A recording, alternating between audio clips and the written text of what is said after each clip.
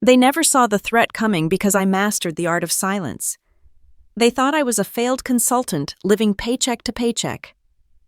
They were wrong.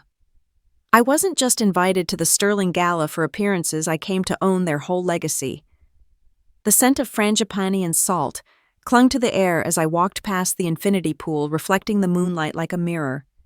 The Azure Pearl Resort glowed with champagne light and laughter, a stage built for the powerful, and tonight I was supposed to be the background. Sarah, my brother's voice sliced through the music, still living paycheck to paycheck.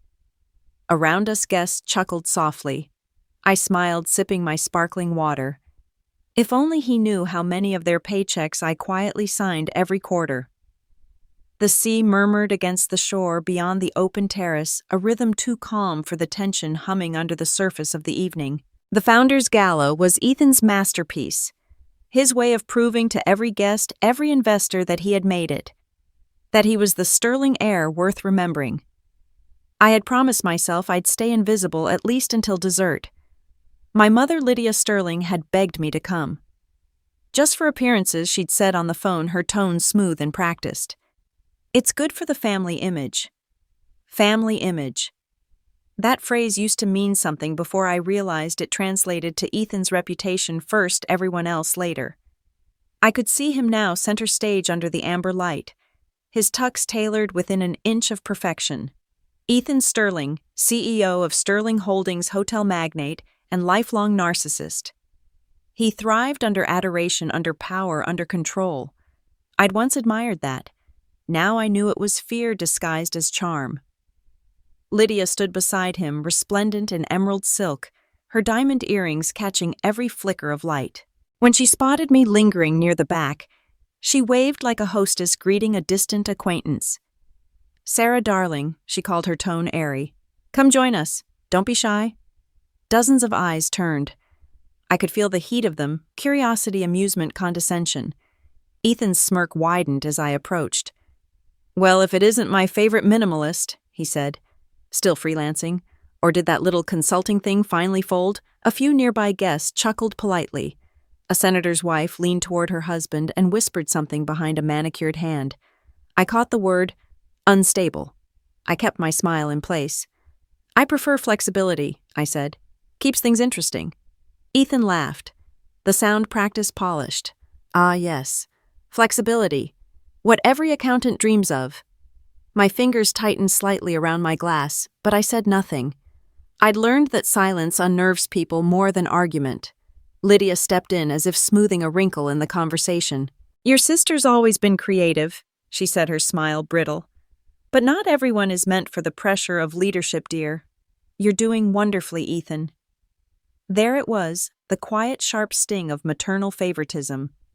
I'd once tried to earn her praise. Now I just collected her insults like receipts. As the waiters refilled champagne flutes, I let my eyes drift across the terrace, a masterpiece of glass gold and excess. Everything shimmered. Every conversation was a performance. The Azure Pearl Resort might as well have been Ethan's reflection, beautiful, shallow, and hollow at the core. "Sarah," a voice whispered near my shoulder. It was Hannah, the resort's general manager. Her dark eyes met mine briefly.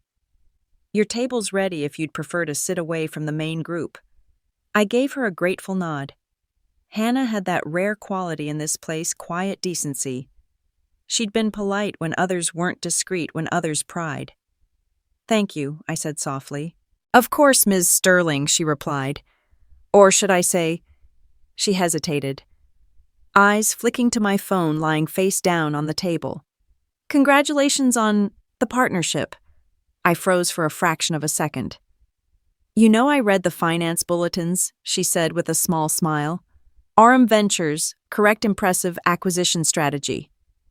I smiled back almost involuntarily. "Keep it between us, please." "Always," she said, and slipped away. When I turned, Ethan was watching me. RM what he asked, suspicion narrowing his gaze. "Nothing that concerns you," I replied. He laughed again, loud enough for nearby guests to hear. Still so secretive. "You know, Mom and I always said your problem was that you think too small. You chase projects while the rest of us build legacies." Legacies, I echoed, glancing at the glittering resort. Interesting choice of word. He raised his glass. To real success, he announced loud enough to command the room. The kind you can see. Applause followed shallow mechanical. I lifted my glass too, meeting his eyes. Visibility isn't always valued, I said quietly. His smirk faltered just slightly. The orchestra resumed its soft jazz, but a crack had formed in the scene invisible to everyone but us. The night carried on, laughter and champagne masking the quiet power shift none of them could sense. Beneath the table, my phone vibrated once. Mr. Rivera Aldridge, Private Wealth Partnership confirmation call, 9:00 p.m. local time. I turned the screen face down again, but a faint smile tugged at my lips. Ethan noticed. "Who's that?" he asked. "No one," I said, rising from my chair. "Just business." He leaned back, eyes sharp. "Business? You don't worry, brother," I said, reaching for my clutch. "It's not the kind you'd understand." Lydia's voice followed as I walked toward the balcony. "Sarah, don't make a scene." "I never do," I said without turning. The night air outside was cooler, the sea breeze thick with salt and jasmine. From here the party looked small, a glittering illusion of control. I leaned against the railing, gazing at the endless horizon. 5 years ago, I'd stood in a very different room, fluorescent lights instead of chandeliers, humiliation instead of laughter, as Ethan and my mother forced me out of everything I'd built. They thought they'd ended me. They were wrong. My phone buzzed again, one short notification glowing against the dark. Aldridge Private Wealth Partnership confirmed. Welcome to the 20 Bows B Club. I stared at the words for a long moment, then slipped the phone back into my purse. Inside, Ethan's laughter echoed over the music, hollow and loud. They called me a failure for leaving the family business, I whispered to the waves. What they didn't know is that I became the business. The sea breeze carried the words away into the night, and somewhere behind me the sound of shattering glass broke the perfect illusion of control. The boardroom of Sterling Holdings had always smelled like power leather coffee and cold ambition. The glass walls overlooked Singapore's skyline, glittering with money and hierarchy. I used to think that room was the center of my world. That morning I learned it could also be the end of it. Sarah, my brother, said smoothly, standing at the head of the table as though he owned the air I breathed. "We've reviewed your quarterly report. It's concerning." My hands were steady on the table, though the tension under my skin was not. The market took an unexpected dive, I explained, voice even. "The project's still profitable in the long term. I just need—" Ethan raised a hand, cutting me off with a smile that didn't reach his eyes. "What you need," he said, "is to stop pretending you understand risk management." A few directors chuckled. The sound felt like paper cuts. I looked toward my mother at the far end of the table, Lydia poised as always in her cream silk blouse and pearls, eyes distant behind her glasses. "Mother," I said carefully, "you know the data. You've seen the projections." She didn't meet my gaze. "I've seen your ambition," she said softly. "But ambition without control leads to chaos. Your brother is right to be cautious." It hit harder than any insult Ethan could throw. I'd worked 12-hour days for 5 years, rebuilt their crumbling finance division, tripled returns for international clients. But Ethan had one thing I didn't, a last name that mattered more than merit. "I've already spoken to HR," he continued. "You'll step down from your director role effective immediately. We'll discuss a consulting position, something more suitable." The word suitable burned like acid. I should have argued. Instead, I remembered the last time we'd fought, how he'd told me I only existed in this company because of family pity. How Mother had stayed silent then, too. The betrayal was a clean incision severing 5 years of my life, but I refused to give them the satisfaction of seeing the wound. So I nodded once, collecting my files, my dignity, and what was left of my pride. "Of course," I said quietly. "I wouldn't want to stand in the way of your success." He smirked, satisfied. "That's the first smart business decision you've made." The men in suits laughed again. I left the boardroom without looking back. Outside, the monsoon clouds were breaking open, rain streaking down the glass towers. I stood under the awning watching the city dissolve into gray and realized I had just been erased. That night I packed my desk alone. No goodbyes, no flowers, just the hollow echo of my heels down the hallway. My ID badge lay on the desk, Sterling Holdings, in bold silver letters, a name I'd carried like a promise, now nothing but a scar. At 10:43 p.m., my mother called. "You'll thank us someday," she said gently, as though betrayal were a gift. "Failure builds character." I hung up before she could finish. The following months were survival disguised as routine. I took contract jobs consulting for startups managing portfolios no one else wanted. Ethan's friends in the industry made sure my name stayed small. Unstable, they whispered. Too emotional. I learned to stay quiet, to listen, to watch. One night in a rented office in Clark Key, surrounded by empty coffee cups and spreadsheets, I noticed a pattern in global equity flows, small tech firms rising like shadows behind the giants. I started running models. The data didn't lie. The next wave wasn't coming from legacy corporations. It was coming from innovators no one believed in. I used what little savings I had to invest. It wasn't much, barely enough for a whisper in the market. But the whisper grew. By the time Sterling Holdings announced another record-breaking year, I'd already made my first million quietly through Aurum Ventures, a name no one traced back to me. Still, every headline about my brother's success felt like salt in an old wound. Ethan Sterling, the visionary behind Sterling Holdings' expansion. I'd read it once in a cafe that still smelled like rain and laughed, because I recognized the blueprint behind the numbers. It was my plan. The one I'd presented 5 years earlier, rejected as too ambitious. He'd implemented it word for word. Revenge didn't come overnight. It came in dividends and silence. 2 years later, I was sitting in a New York conference room, across from a man with gray temples and eyes that measured worth like a stock index. "You're Aurum's founder?" he asked, surprised. "I prefer anonymity," I replied. Mr. Rivera, senior partner at Aldridge Private Wealth, leaned back, studying me. "Discretion we can provide. But Ms. Sterling, your growth is extraordinary. You've built an empire out of thin air." Not thin air, I thought. Out of humiliation.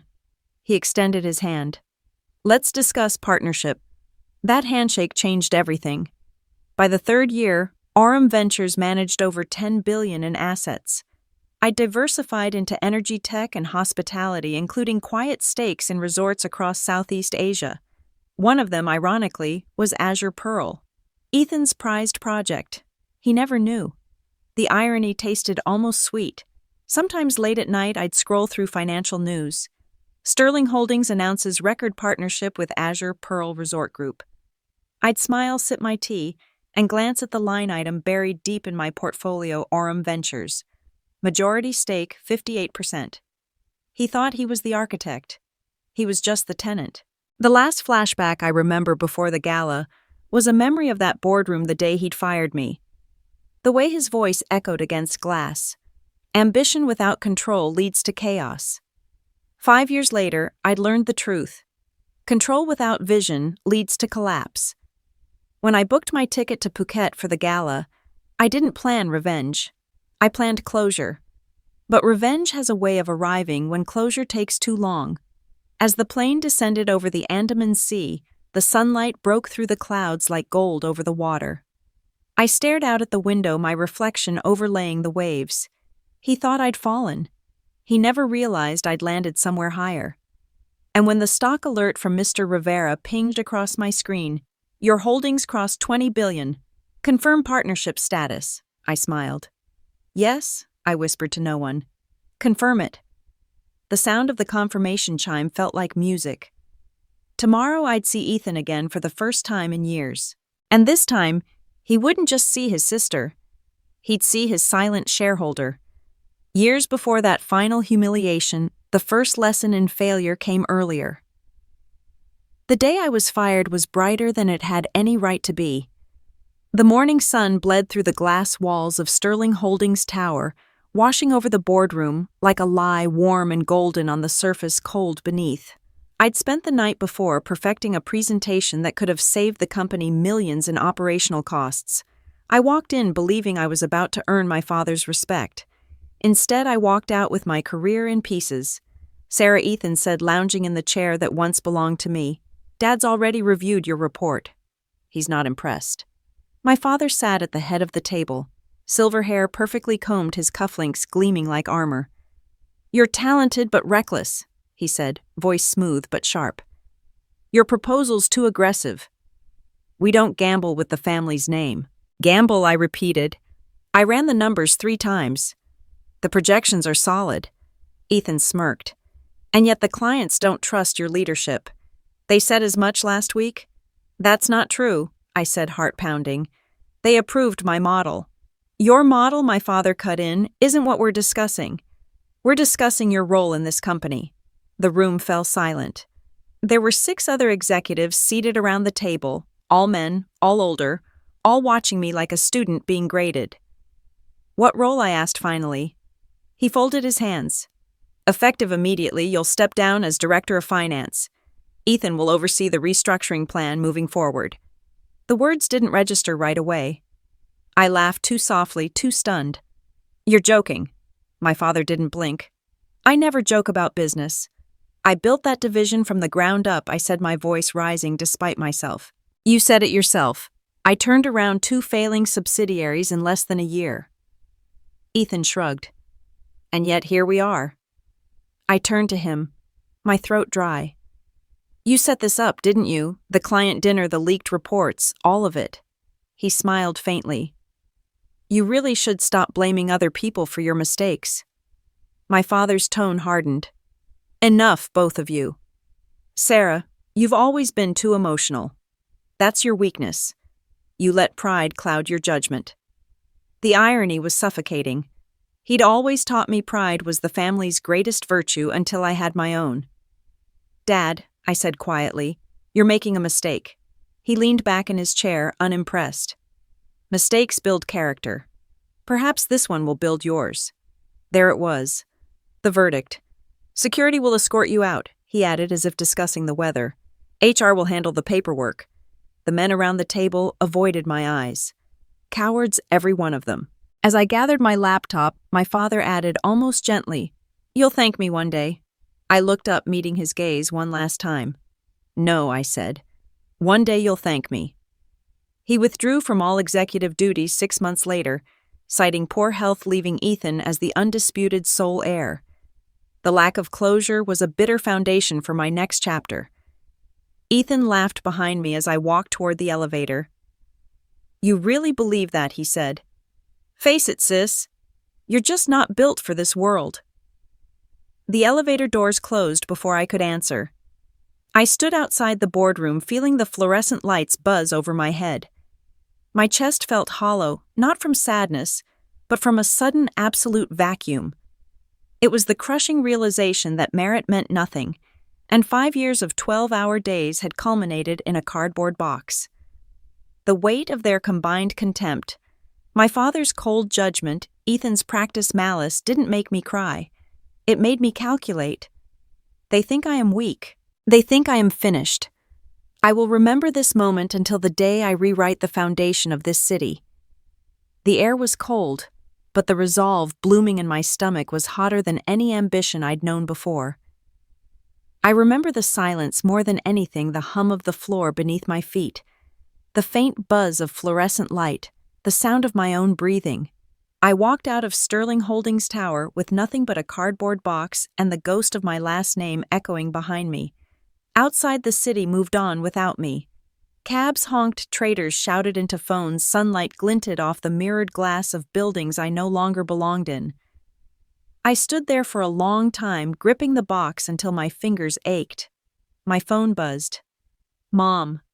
Sarah Lydia's voice came through, clipped and cold. "Your father said you created a spectacle." "I didn't," I said. You tarnished the Sterling name," she interrupted, her voice dropping. "That display was unprofessional.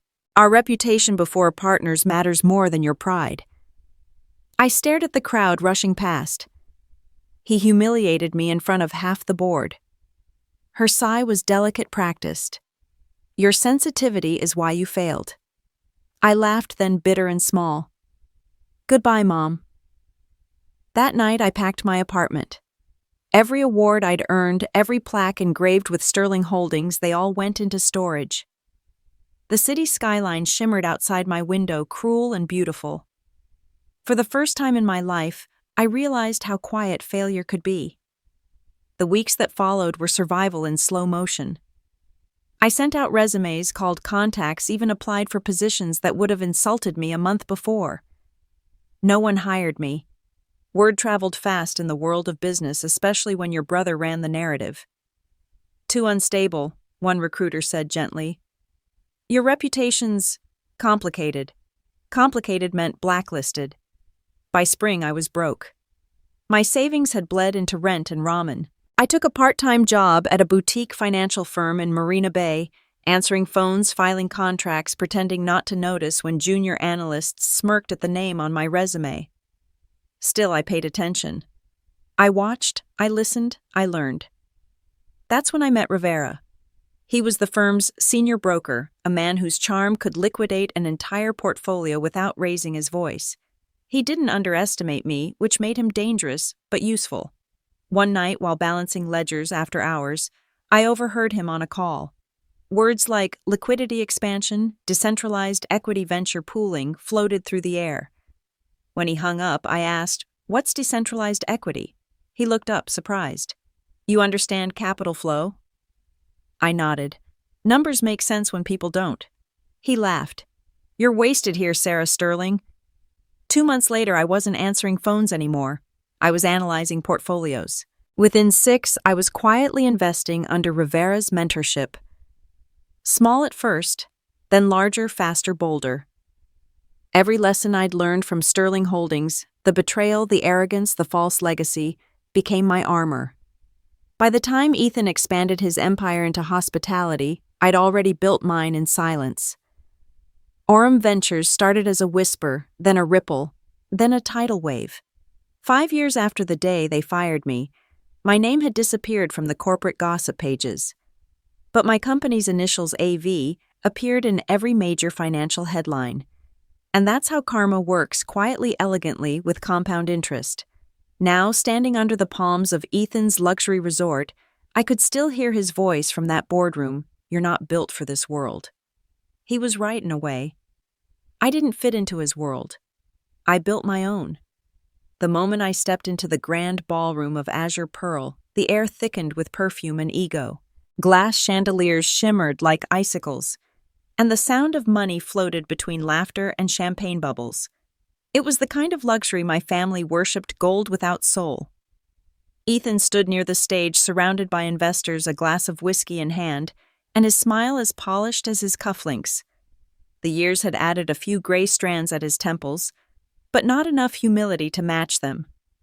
He was still the same man who once told me, "You don't have the spine for real business." Now the universe had given me the perfect stage to answer him. Sarah Lydia's voice sliced through the crowd before I could take another step. She appeared beside me, perfectly styled in cream silk and diamonds that caught the light like ice. "You look, well," she said, tone polite, meaning unimpressive. "I try," I replied lightly. "You look unchanged." She smiled faintly, mistaking it for a compliment. "You came alone?" "Yes," I said, glancing around. "But I suspect I won't be lonely for long." She didn't understand, not yet. From across the room, Ethan finally noticed me. His expression flickered surprise, irritation, calculation, then smoothed back into arrogance. He excused himself from the investors and strolled over, drink in hand, confidence radiating like heat. "Well, if it isn't the prodigal sister," he said, voice loud enough for the people nearby to hear. "I didn't think you'd show up. Isn't this a little above your pay grade?" The words landed exactly as he intended, sharp, humiliating. I felt a dozen eyes glance toward me, waiting for my reaction. I smiled, slow and steady. "I wanted to see what you've built." I paused just long enough to let silence sharpen the edge, especially since I helped fund it. He laughed, assuming it was a joke. "Sure, Sarah. And I own the moon." I tilted my head. "Keep dreaming. You're renting the sky already. Lydia frowned, sensing tension but missing the meaning. Please, she said softly, let's not make a scene. Tonight is about the sterling legacy. Legacy. That word again, the family's favorite currency. I took a glass of champagne from a passing waiter and raised it slightly. To the sterling legacy, I said, voice calm. May it age better than its leadership. A couple of guests snickered behind their hands. Ethan's smile froze, the kind of stillness that comes before a storm. He leaned closer, whispering just loud enough for me to hear, You can play rich all you want, Sarah. But everyone here knows who the real success is. Of course, I said sweetly. You've always been the family's loudest investment. The vein near his temple twitched. Still bitter about getting fired. Not at all, I murmured. Some losses are just early profits. Before he could respond, the lights dimmed. A soft melody swelled through the speakers as a spotlight illuminated the stage. Ethan's assistant stepped up to the microphone. Ladies and gentlemen, thank you for joining us tonight to celebrate Azure Pearl Resort's 5-year anniversary. Mr. Sterling will now make his remarks. Ethan straightened his tie and strode up the steps, basking in the glow of applause. I watched him calm and still as he began the same speech he'd been giving for years, all about vision, resilience, and family heritage. He said the words like commandments. His tone polished from practice. He thanked their valued investors, his voice dripping with pride. If only he knew one of them was standing right below the stage, quietly owning more than half of what he bragged about. As he wrapped up his speech, the audience clapped politely. Then from behind me, I heard a familiar voice, one that didn't belong to the family at all. Ms. Sterling, said a man with salt and pepper hair and a sharp navy suit. Mr. Rivera from Aldridge Private Wealth. We spoke on the phone. I turned, and his timing couldn't have been better. Of course, I said softly. He smiled discreetly. The partnership confirmation went through. Congratulations, Aurum Ventures' valuation just surpassed $20 billion. When the applause ended, Ethan stepped down to mingle, shaking hands with donors. His assistant rushed over, whispering something about a delayed investor transfer. I could almost hear the tremor in her voice. Lydia moved closer to me, sensing unease. Sarah, she said quietly, whatever you're planning, don't embarrass your brother. I turned to her calm. Mother, I don't embarrass people. They do that to themselves. She blinked, unsure how to respond. Ethan rejoined us, holding another drink. Feigned charm dripping from every word. Well, dear sister, I hope you're enjoying your brief return to civilization. I studied him for a moment. The man who once thought firing me was his masterpiece. Then my phone buzzed again. The message flashed brighter this time, but done as a verdict. Aurum Ventures, partnership confirmed. You are now primary shareholder in Azure Pearl Holdings. My reflection shimmered in the champagne glass. For a second, the entire world went silent. Just me, the sound of waves beyond the terrace, and the realization that poetic justice had a perfect sense of timing. I set my glass down gently. You should be careful, Ethan, I said softly. Sometimes the people you underestimate sign your paychecks. He laughed, but it came out hollow. You really believe your own fairy tales. I smiled. No, I just write the endings. Before he could answer, Mr. Rivera approached discreetly. Mr. Sterling, he said politely, extending his hand. We haven't met. I'm with Aldridge Private Wealth, Ms. Sterling's firm. Ethan froze. The room seemed to tilt slightly, his grip tightening around the glass. Her firm, he repeated. Mr. Rivera nodded. Yes. Aurum Ventures, one of our largest partners. For the first time in years, Ethan didn't have a comeback.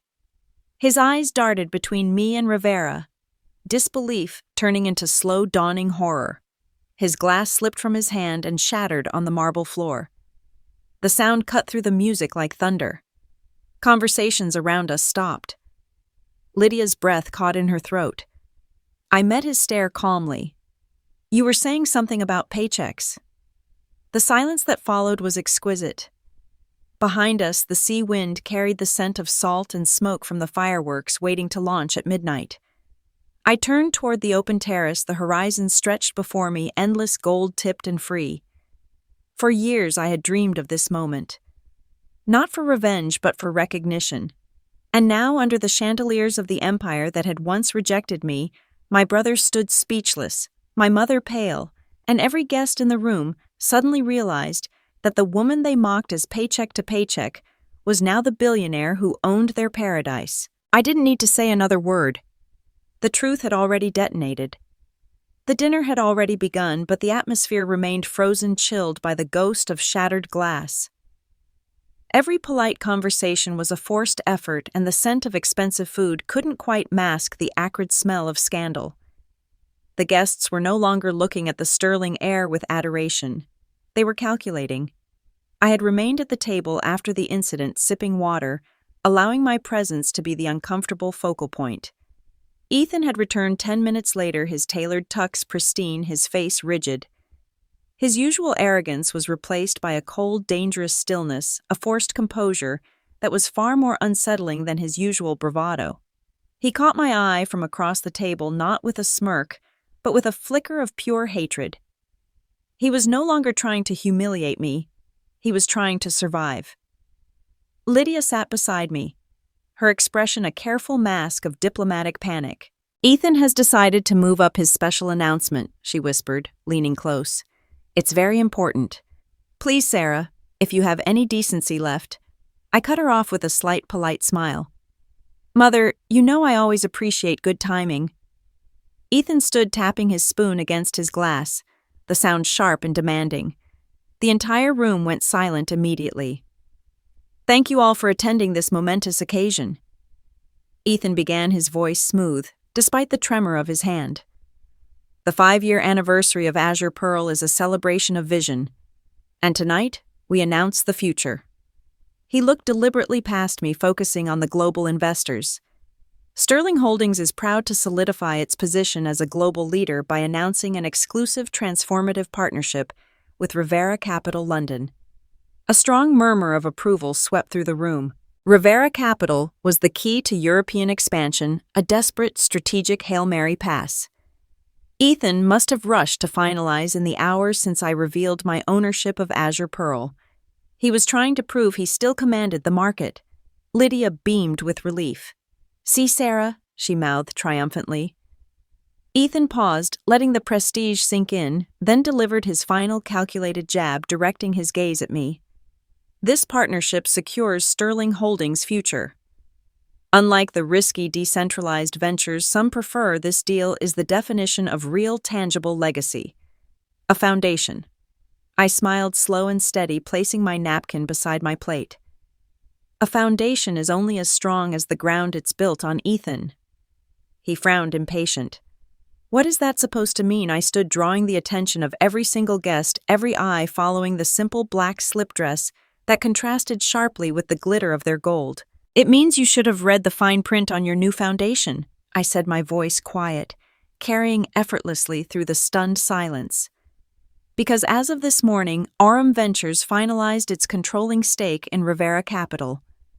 Your new foundation is now owned by my firm." The silence that followed was heavier than any applause. Ethan's forced composure shattered, mirroring the glass from the night before. His eyes widened, a raw, undeniable terror replacing the hatred. Lydia gasped, placing a hand over her mouth. The banker across the table quietly put his fork down, realizing the magnitude of the takeover.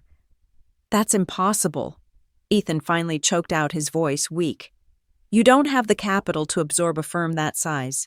I gave him a look of cool pity. "You spent 5 years believing I was too small to succeed. You were wrong. And now you've signed a deal that makes your flagship partnership a subsidiary of mine." I picked up my clutch. "Enjoy the rest of the dinner, Ethan.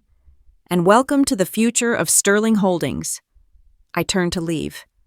Behind me, the room erupted in a furious buzz of calculation and disbelief. Lydia called my name, but the sound was lost in the chaos. As I stepped out onto the terrace, the night air hit cool and sharp. The truth was simple. He hadn't just lost a property. He'd lost the illusion of his own authority. He was still the CEO of Sterling Holdings, yes, but he had just become an employee of mine. The sky over the Andaman Sea bled gold and crimson as the sun began to sink behind the horizon. Guests drifted toward the terrace, drawn by the promise of a sunset toast. The luxury resort glowed like a jeweled crown, every surface reflecting wealth and illusion. And in the middle of it all stood my brother, still pretending he hadn't just watched his empire slip through his fingers. He saw me walking toward him and straightened his jacket glassy-eyed, the faint smell of whiskey clinging to him. "Sarah," he said, voice forced into calmness. A word. The guests were watching, they always watched, so I nodded. Of course. We stepped out onto the far end of the terrace where the sound of the waves muffled the whispers behind us. The wind carried salt and the faint echo of a violin from inside the ballroom. Ethan waited until we were alone before he spoke. "What the hell was that?" His voice was low, but the edge was razor sharp. "You think you can just waltz in here and humiliate me in front of investors? I didn't humiliate you," I said softly. "The truth did." He laughed bitterly. "Truth. You made it sound like you own everything here. You don't. Azure Pearl is my project. Was I corrected?" His nostrils flared. "You've always envied me. That's what this is about. You couldn't handle that I made something of myself while I cut in. Built something 10 times bigger in silence." He stepped closer, the fake charm peeling away. "Don't act like you're better than me, Sarah. You were nothing before this family. You'd still be nothing without the sterling name." I met his stare steadily. "Funny. The same sterling name that kicked me out of its own company. The same family that told me I wasn't good enough. You said I'd never survive without you. Yet here we are." For a long moment, neither of us spoke. The sound of the ocean filled the silence between us, relentless and calm. "You played dirty," he said finally. "Partnering behind my back, buying shares through shell companies." "It's called business," I said. "You might try it sometime." His jaw tightened. "You've destroyed everything." "No," I said quietly. "I saved it.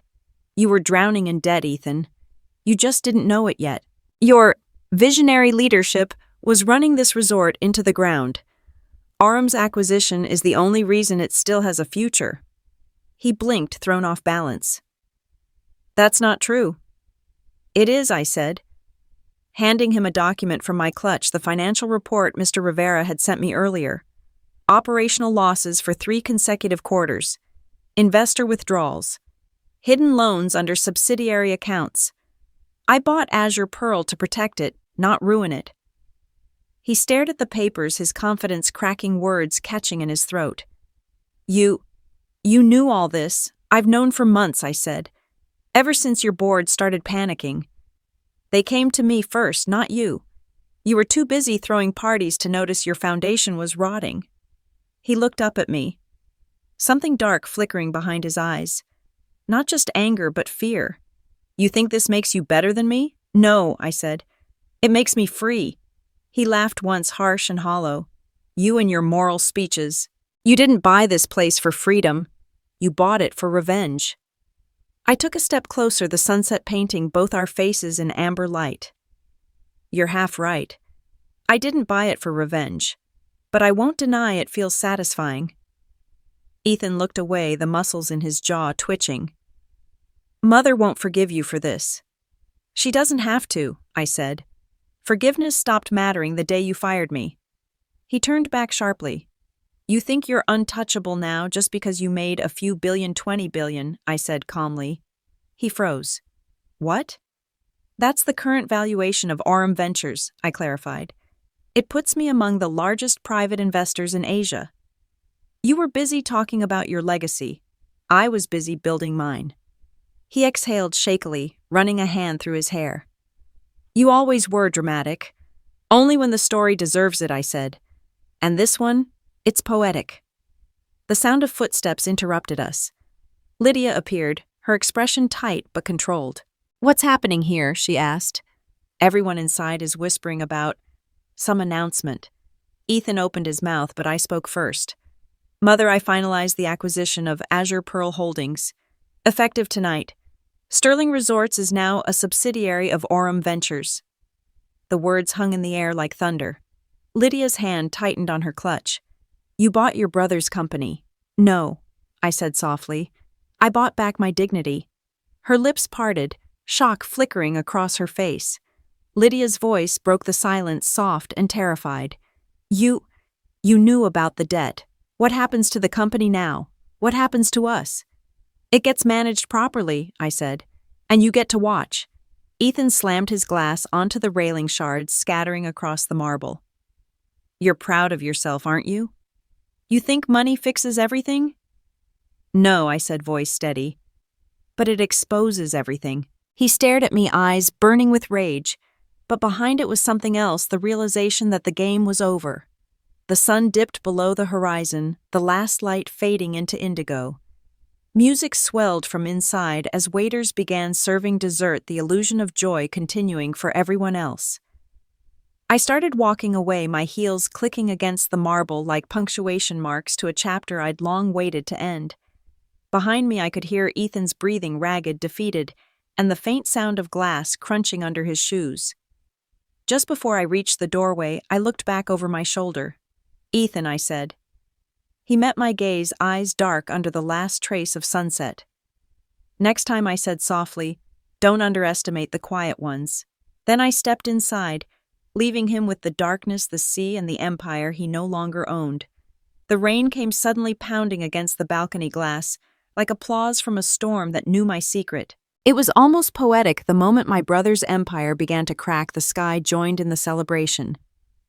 I stood in my suite, barefoot on marble, watching lightning flash over the Andaman Sea when my phone began to vibrate on the counter.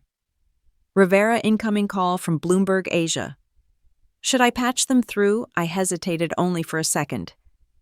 Do it, I said, voice steady. The call clicked. Ms. Sterling, the producer's voice, came through, breathless with urgency. We've confirmed the rumors. RM Ventures has just become the controlling shareholder of Rivera Capital, which effectively makes you the largest private female investor in Southeast Asia. We're running the story in 2 hours. Would you like to issue a statement? I looked out at the storm, the reflection of lightning catching in the window like fire. No statement, I said. Just accuracy. Understood. Congratulations, Ms. Sterling. The world's going to know your name by morning. When the line went dead, I didn't move. The outside world had no idea that the quiet woman they dismissed as a failed consultant was about to appear on every financial headline in Asia. Ethan's face flashed in my mind, his smug smile, his careless arrogance, the way he'd called me pathetic in front of his guests just hours ago. I smiled to myself. Let's see who's pathetic now. The next call came before I could put the phone down. Rivera again, this time sounding exhilarated. It's done, he said. All shares transferred. RM now owns controlling interest in Sterling Holdings through Rivera's acquisition clause. Ethan doesn't even know yet. I closed my eyes. How long until the news reaches the resort? An hour, maybe less. Once Bloomberg publishes, it'll spread everywhere. Perfect, I said. Let him find out the same way he humiliated me publicly. Rivera chuckled low. You are colder than a market crash, Ms. Sterling. Remind me never to cross you. Good advice, I said, and ended the call. Thunder rolled over the sea, a sound like laughter from the heavens. I felt a terrifying, electrifying peace settle over me. It wasn't the joy of victory. It was the clinical satisfaction of perfect execution. 5 years of silence, 5 years of spreadsheets had finally culminated in this inevitable noise. The storm outside was just catching up to the chaos I held inside. I walked to the vanity, fixed my hair, and applied lipstick the same deep red I'd worn the day they fired me 5 years ago. Revenge didn't need to scream. It just needed to show up looking flawless. When I entered the lounge downstairs, the air buzzed with tension. People were whispering, glancing at their phones. Lydia was at the bar with a glass of wine, visibly pale. Ethan was nowhere to be seen. Sarah, she said sharply when she saw me. What did you do? I poured myself water, unbothered. Something I should have done a long time ago. She leaned closer, her voice trembling. They're saying you own part of Sterling Holdings now. That's impossible. Not impossible, I said. Just poetic. Before she could answer, her phone rang. She glanced at the screen and went still. "It's your brother," she whispered, then answered. "Ethan, where are you?" Even from across the counter, I could hear his voice, panicked, furious. "Turn on the TV, Mom. Turn it on." The bartender clicked on the mounted screen behind us. The Bloomberg anchor's voice cut through the murmur of the room. Breaking news. In a stunning financial move, Aurum Ventures has acquired majority control of Rivera Capital and through it the controlling stake in Sterling Holdings. Sources confirm that Aurum's founder and CEO is none other than Sarah Sterling's sister of current Sterling Holdings CEO Ethan Sterling. The bar fell silent. All eyes turned toward me. Lydia's hand shook as she lowered the phone. "Sarah," she whispered, "what have you done?" "What needed to be done," I said evenly. The anchor continued. "The acquisition effectively places Sarah Sterling as the de facto controlling shareholder of Sterling Holdings, with voting rights exceeding 60%. Industry insiders are calling it one of the most strategic corporate takeovers in recent history." My mother stared at me like she was seeing a stranger. "You planned this," she said softly.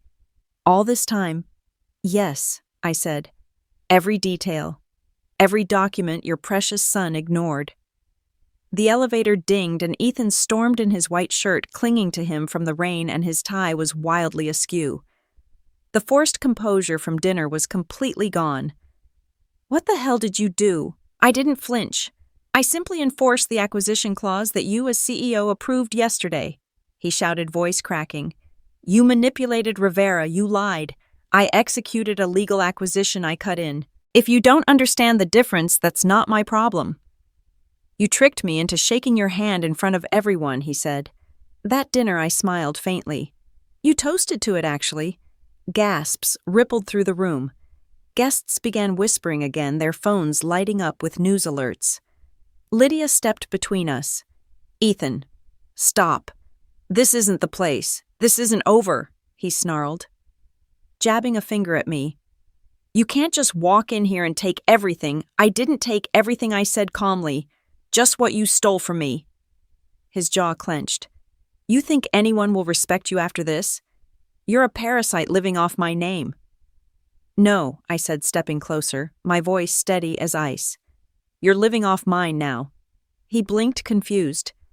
I nodded toward the TV where a live ticker scrolled Aurum Ventures CEO Sarah Sterling now owns controlling stake in Sterling Holdings.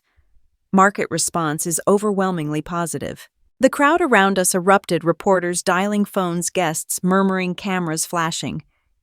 Ethan's composure disintegrated right there under the chandelier. "This is revenge," he hissed. "This is a correction," I replied.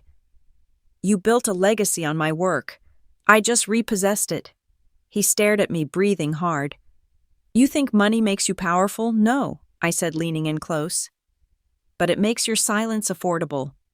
He flinched, stepping back, realizing the truth he couldn't undo. Lydia's voice trembled. "Sarah, please, stop this public spectacle. The world is watching. You're destroying the Sterling name." "It's already destroyed," I said quietly. "You and Ethan did that years ago. I'm just rebuilding what you broke." The thunder outside roared again, drowning the room in sound. I turned toward the exit, heels clicking against the marble like punctuation marks to a sentence I'd waited 5 years to finish. "Where are you going?" Ethan shouted after me. I paused by the door. "To prepare for the board meeting tomorrow." "You're invited, of course. Technically, you work for me now." Then I walked out into the rain, letting it wash over me, cold and electric. The sky split with light as if applauding the inevitable. And for the first time since that day in the boardroom, I felt free, not because I'd won, but because they finally knew exactly who they'd underestimated. The scent of leather and cold ambition still clung to the Sterling Holdings boardroom, but this time it was my ambition. The Singapore skyline, now bathed in harsh morning sunlight, looked exactly as it had 5 years ago, the day I was fired. The only difference was the atmosphere. The room was heavy with the silence of defeated men. I walked in precisely at 9, my heels echoing the finality of my arrival. Ethan was already seated at the end of the long table, the CEO chair now visibly too large for him. He hadn't slept. His eyes were bloodshot and his suit looked rumpled. Lydia sat next to him, emerald silk replaced by severe charcoal, her posture tense and defensive. The other board members, the same men who had silently watched my humiliation, avoided my gaze. They were calculating again, only this time they were calculating loyalty. I didn't take my old seat. I walked straight to the head of the table, the chair my father once occupied, the chair Ethan had usurped. I set my briefcase down, the soft thud sounding like a gavel. "Good morning, gentlemen," I said, my voice clear and utterly devoid of emotion. "Let's dispense with the pleasantries. As the controlling shareholder of Sterling Holdings, I call this emergency board meeting to order." Ethan slammed his fist on the table, startling the other members. "You can't just walk in here and do this. This acquisition is illegal, unethical, and we will fight it in court." I glanced at the corporate lawyer seated near the door. "Mr. Caldwell." The lawyer cleared his throat nervously, adjusting his collar. "The acquisition through Orem Ventures and Rivera Capital was executed legally, Ms. Sterling. All voting rights are validated." Ethan stared at me. Desperation mixing with rage. "You used family secrets against me. You waited for me to make mistakes." "I waited for you to uphold your legacy," I countered. "The same legacy you claimed was too precious to gamble with when you fired me. You didn't uphold it. You ran it into the ground." I opened my briefcase, pulling out a single sheet of paper. "The agenda is simple. Item 1. Effective immediately. Mr. Ethan Sterling is removed from the position of Chief Executive Officer. His employment and all related contracts with Sterling Holdings are terminated." A gasp rippled around the table. Lydia finally spoke, her voice trembling, stripped of its practiced smoothness. "Sarah, you can't fire your own brother.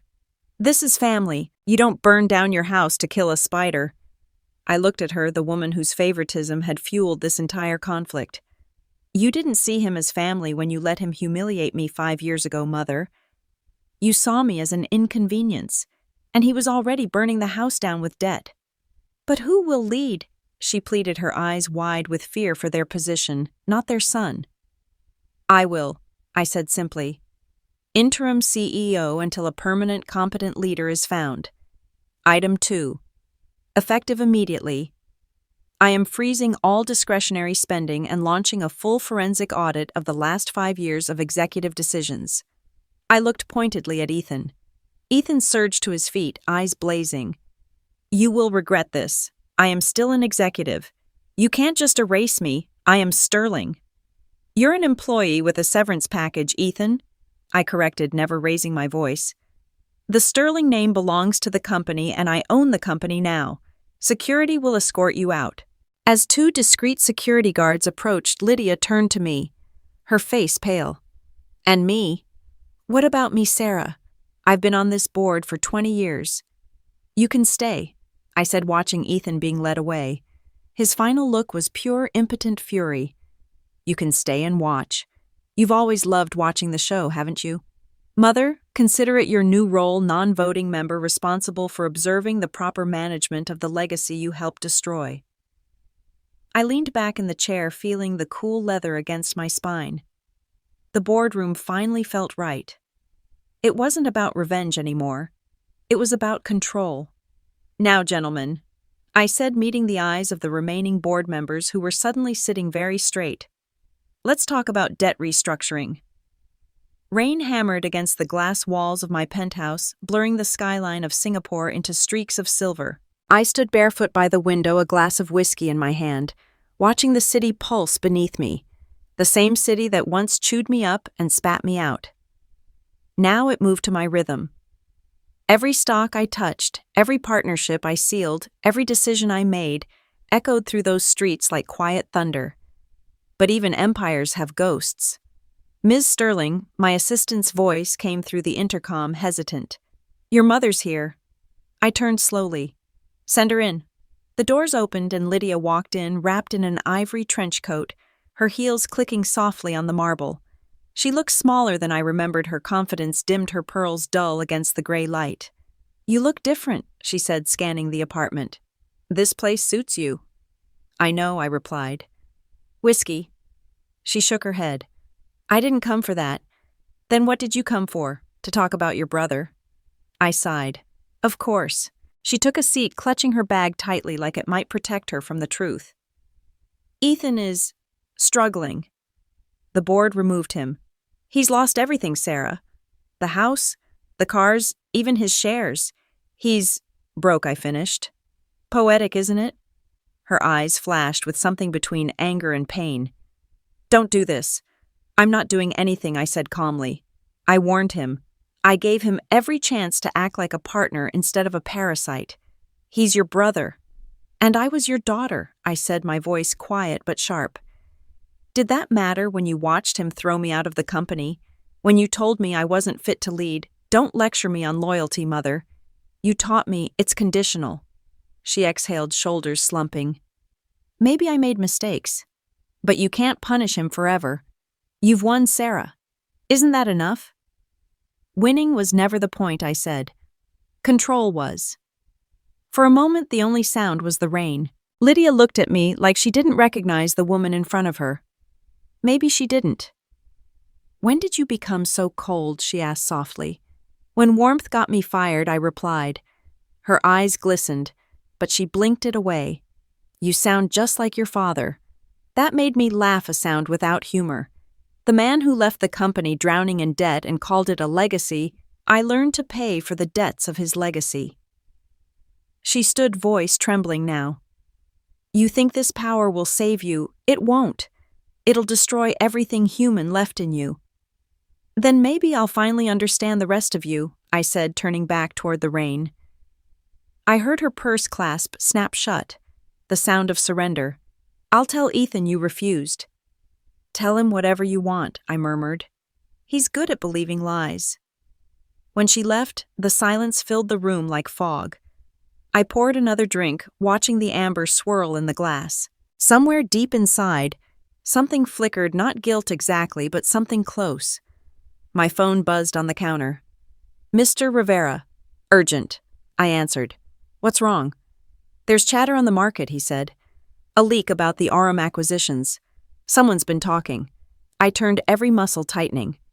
Who, we don't know yet, but it came from someone with access to Sterling Holdings' old files. Possibly your brother. Of course. Ethan. Even stripped of power, he couldn't resist trying to claw at mine. What's the damage, I asked. Minor for now. But if the leak spreads, regulators could investigate the cross-holdings between Aurum and the resorts.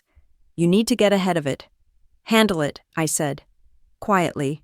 Sarah Rivera said, his voice softer. Be careful. Power attracts shadows. Even yours. He hung up. I stood there staring out at the storm, the lightning cutting through the skyline. Ethan was out there somewhere, probably nursing his resentment, convinced that taking me down would make him whole again. For years I'd built everything on precision, every move calculated, every risk managed. But revenge, I was learning, didn't follow logic. It fed on emotion, even the ones you thought you'd buried. The next morning I found out how right Rivera had been. News headlines flashed across every screen in my office. Aurum Ventures under review. Sterling family connections questioned. Photos of Ethan outside a government building. Interviews. Accusations. His smirk on every channel. He'd done it. He'd gone public. By noon, my legal team was in chaos. Rivera called again. He sold the files, Sarah, to your competitors. They're using your name to question the legitimacy of your acquisitions. My pulse pounded in my ears, but my voice stayed calm. Then we remind the world what legitimacy looks like. I walked into the boardroom, eyes hard, shoulders straight. My executives looked up, tense, uncertain. I could feel the fear in the air, the kind I used to feel years ago when I sat in someone else's shadow. Effective immediately, I said, Aurum will release a full transparency audit. We'll publish every acquisition, every transaction, every compliance report. We don't hide in the shadows, we own the light. But that could expose vulnerabilities, one of the partners said nervously. Then let them see them, I said. That's how you kill rumors with truth. By the time the press conference aired that evening, my voice was steady, my words deliberate. Aurum Ventures was built on discipline and transparency. Every investment we've made stands on audited records, not inheritance. Behind the cameras, I could almost feel Ethan watching, waiting for me to stumble, but I didn't. When it was over, I stood outside under the drizzle, the city lights shimmering in puddles around my heels. Rivera joined me quietly. "You handled that beautifully." "Did I said. "Or did I just make myself a bigger target?" He smiled faintly. "That's what happens when you sit on top of the world. The higher you climb, the more people wait for you to fall." I looked out at the skyline, the same one that once looked down on me. Then I'll just have to make sure the fall never comes. As the rain eased, I caught my reflection in the glass tower across the street, calm, composed, powerful. But beneath the surface, I felt the phantom ache of the first tiny crack. The price of power wasn't just a bigger target. It was the realization that the cost of silence was finally being paid by the soul. I had built a fortress around my wounds, but now, standing alone atop the city, the only thing the fortress held was me. By the time the markets opened Monday morning, the storm had already broken. Aurum Ventures' name flooded every headline, not for its success, but for the whisper of scandal Ethan had unleashed. Screens across my office glowed with red tickers, reporters shouting over each other on financial networks. Did Aurum hide its connection to the Sterling family? Every question was a knife aimed at my credibility. Rivera paced the conference room, phone pressed to his ear, switching between lawyers and analysts. "We're holding at 83% retention," he said finally. His tone clipped. "But the next 24 hours will decide everything." I stood at the window watching the digital chaos unfold across the skyline. I'd spent years mastering volatility. I knew numbers could bleed, but this was different. This wasn't the market turning. This was betrayal branded with my own last name. "Should we freeze operations?" one of my partners asked. "Buy time?" "No," I said. "We don't pause. We double down." Rivera hung up and turned to me. "Sarah, if we lose another 5%, regulators will intervene. You need to let this breathe." "I didn't build an Aurum to breathe," I said coldly. "I built it to endure." He studied me for a long moment, then nodded. "Then you'd better be ready to bleed for it." The next 48 hours blurred into damage control press statements, investor calls, legal reviews. Sleep was an afterthought. Every decision felt like threading a needle through fire. But in the middle of it all, Ethan stayed silent. He'd vanished, letting the chaos do his talking. Until the third night. It was past midnight when my private line rang a number I hadn't seen in years. "Ethan." For a second, I considered ignoring it. But curiosity, that dangerous old impulse, won. I answered. "You finally remembered my number." His voice was quieter than I expected. "I didn't call to fight. That would be a first. I called because you need to stop," he said. "Pull back, sell your stake, walk away before they bury you." I laughed softly. "You tried to ruin me, and now you're giving me advice." "They're not like us, Sarah. I didn't think they played this aggressively. I thought I'd get the cash and you'd just weather the storm." "Who's they?" I interrupted, my tone sharp. Silence. "Ethan," I pressed, "who did you sell to?" He hesitated. "A group in Hong Kong. Corporate raiders. They said they just wanted leverage, not destruction. But they're moving fast. They're trying to force a buyout." I closed my eyes. Rage and clarity colliding in a single breath. "You sold your sister's company to vultures for what cash? For survival," he shouted. "You took everything from me, Sarah. My company, my reputation, I had nothing left, and that justifies selling me out." His voice cracked. "I didn't think they'd come for you. I swear." I laughed bitterly. "That's the problem with people like you. You never think. You just want to." He didn't answer. The silence between us was heavy like wet concrete. "Tell me their name," I said finally. He exhaled shakily. "Silver Crest Group. They're fronting for the Sterling Syndicate. They've already started buying Aurum's debt." Once they hit the majority, they'll call in loans and collapse your liquidity. Unless I buy them first, I said. He sounded stunned. You can't, I cut in. And I will. Sarah. Listen to me, he pleaded. These aren't bankers. They play dirtier than you ever have. I'm not afraid of dirt, I said. I built my empire out of it. And I hung up. By dawn, I was on a jet to Hong Kong with Rivera and my legal team. The plan was brutal but simple counterattack with acquisition. If Silvercrest wanted control, I'd make them choke on their own greed. The meeting was held in a skyscraper above Victoria Harbor, all glass and deception. The scent of expensive cold cologne hung heavy in the air, mixing with the stale humidity. The silence in the room was absolute, broken only by the distant muffled sirens of Hong Kong traffic far below. The light reflecting off the harbor was blinding, forcing us to squint at the negotiator, making him seem both luminous and inhuman. Their lead negotiator, a sleek man in a gray suit, smiled like a wolf. Ms. Sterling, he greeted, gesturing toward the table. Impressive numbers, shame about the headlines. Headlines fade, I said. Ownership doesn't. He smiled wider. Ownership is temporary. Everything has a price.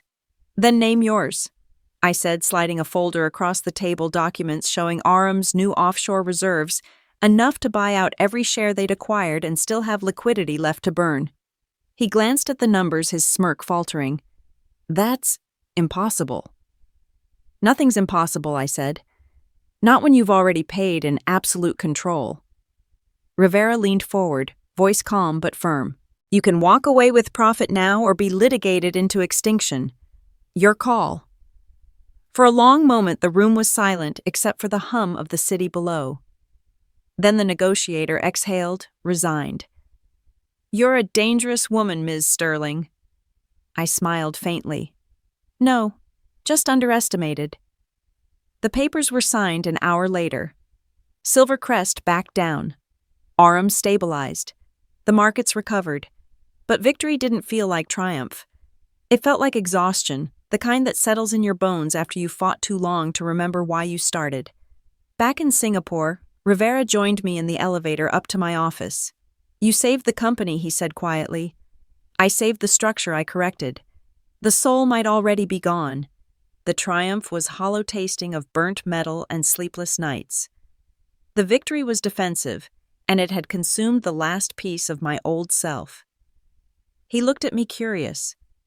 So what happens now? The elevator doors opened. I stepped out, heels echoing on marble. Now we see what's left after survival. That night alone in my penthouse again, I poured one last drink and watched the city lights flicker back to life, each one a tiny burning reminder that even when you win, there's always something left smoldering underneath. My phone buzzed with another message. RM stock up 17%. Investors regain confidence. I stared at it for a long time before setting it face down. The empire was alive. The machine was running. But for the first time, I wasn't sure if I was still the one driving it, or if somewhere along the way the machine had started driving me. The car rolled slowly up the old drive, tires crunching over gravel still wet from the morning rain. The Sterling estate rose ahead of me, a cathedral of glass and stone that once felt like the center of the universe until I learned what kind of gods it worshipped. The sun was setting behind the palms, casting long shadows across the balcony where Ethan and I used to play when we were kids. Funny how memory softens cruelty. From here, the house almost looked peaceful. Ms. Sterling, the driver, said softly, glancing through the mirror, "Are you sure you want to do this?" "Yes," I replied. "But not for them. For me." The front doors opened before I could knock. Lydia stood there, her once immaculate posture softened by time and guilt. She looked smaller somehow, not in size but in presence. "Sarah," she whispered, her voice trembling. "You came." "I said I would," I answered, stepping inside. The air still smelled faintly of cedar polish and jasmine, her signature blend. "You redecorated." "Your father did," she said, forcing a weak smile. "After you left. He said the silence in the house needed something to fill it." "Silence." "Yes." I remembered that kind of silence, the one that followed every argument, every cruel remark disguised as concern. It filled this house like perfume sweet and suffocating. She led me to the conservatory where sunlight filtered through tall windows onto the same marble floors that had witnessed our last family confrontation. The room was empty except for a pot of orchids on the table, their white petals trembling in the breeze from the open doors. "Ethan's here," Lydia said quietly. "He's been different." "Different how quieter," she said, folding her hands. "Your father's gone to Singapore. He's there to testify for the ongoing audit hearings." Ethan stayed behind. I turned toward the sound of footsteps. Ethan stood in the doorway dressed in a simple shirt, no designer labels, no watch that screamed status. For the first time, I saw my brother without armor. "Sarah," he said, voice low. "You actually came." "I thought it was time," I said. "You wanted to see me." He gave a short laugh, empty and tired. "I wasn't sure you'd answer. After everything, I almost didn't." We stood there in silence for a moment, the weight of years pressing down like humidity before a storm. He finally gestured toward the balcony. "Walk with me." Outside, the air smelled of wet leaves and ocean. The waves crashed softly in the distance, rhythmic and steady. The sound of something that didn't care about human pride. Ethan leaned against the railing, staring out at the horizon. "I've been thinking a lot," he said quietly. "About what I did. About what we all did. That's new for you," I said, but without venom. He nodded, accepting it. "I deserved that. When you took the company, I hated you. I told myself you were cruel. But you didn't destroy it, you saved it. I just couldn't see past my own pride. I read every audit report you implemented," he continued. "Every reform, every new foundation. You turned our mess into something with meaning. The employees actually respect you. They say it feels human again." "That was the goal," I said. "You can't build a legacy without integrity." He turned to face me. "I was jealous, you know. You always had what I didn't courage. I thought money and power made me strong, but all they did was make me afraid of losing them. You lost everything once, and it made you fearless." His words struck something deep inside me, a truth I hadn't wanted to name. "Fearless isn't the same as free," I said. "It took me years to learn that." He nodded slowly. "That's fair." We stood there for a while, watching the waves. The silence between us was no longer hostile, it was honest. Finally, he turned to me again. "I want to start over," he said. "Not as CEO or rival, just as your brother."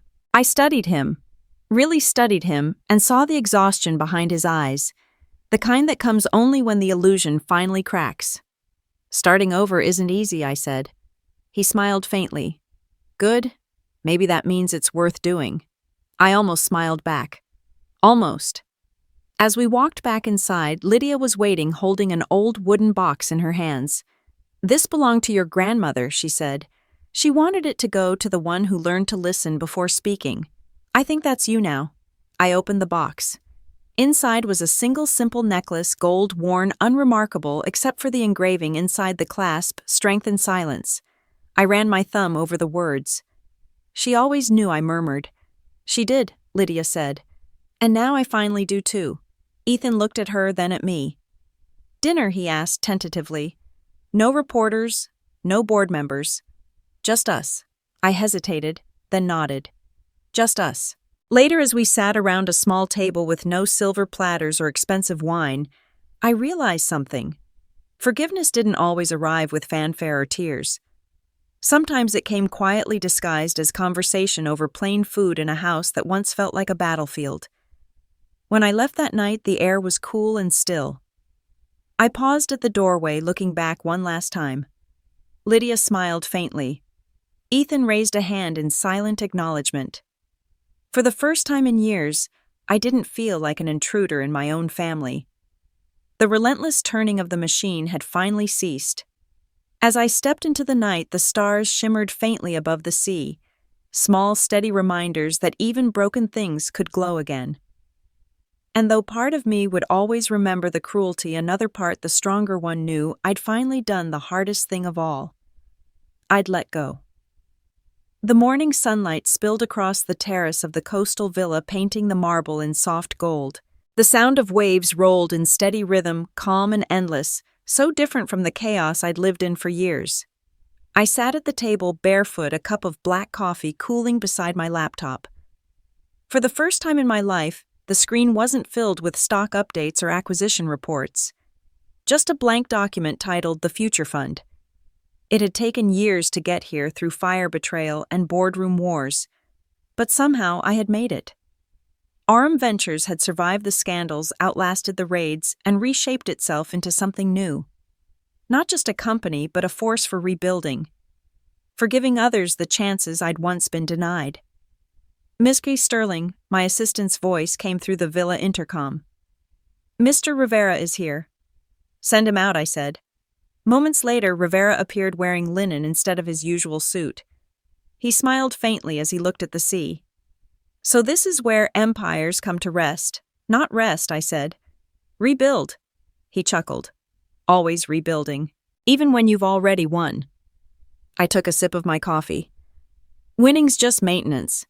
Building has a purpose." He handed me a file, the final paperwork for Orum's transition into the Aurora Initiative, a global foundation for financial literacy and women-led startups. My newest gamble wasn't for profit, but for permanence. "I never thought I'd see you trading boardrooms for classrooms," Rivera said. "Neither did I admitted. "But I'm tired of building towers. It's time to build ladders." He smiled. "You sound like the girl I met years ago. The one everyone underestimated." "That's the point," I said quietly. "The world doesn't change until the underestimated start rewriting the rules." We talked for a while about logistics, grants programs, advisory partners, until his phone buzzed. He glanced at the screen, then back at me. "You're trending again," he said. Hashtag, from paycheck to partner. I laughed softly. Let them trend. Stories need endings, even if life doesn't. After he left, I opened my inbox. Among the usual stream of reports and invitations was one email that made me stop. Subject: Coffee Ethan. I stared at it for a long moment before opening it. I've been in Bali for 6 months. No company, no spotlight. Just trying to learn who I am without the money. If you're ever nearby, maybe we could talk. No business. Just family.